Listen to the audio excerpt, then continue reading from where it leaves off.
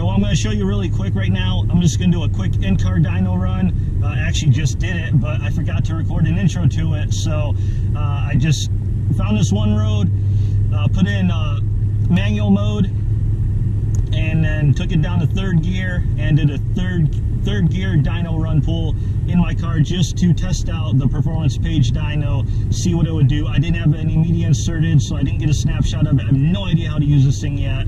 Enjoy.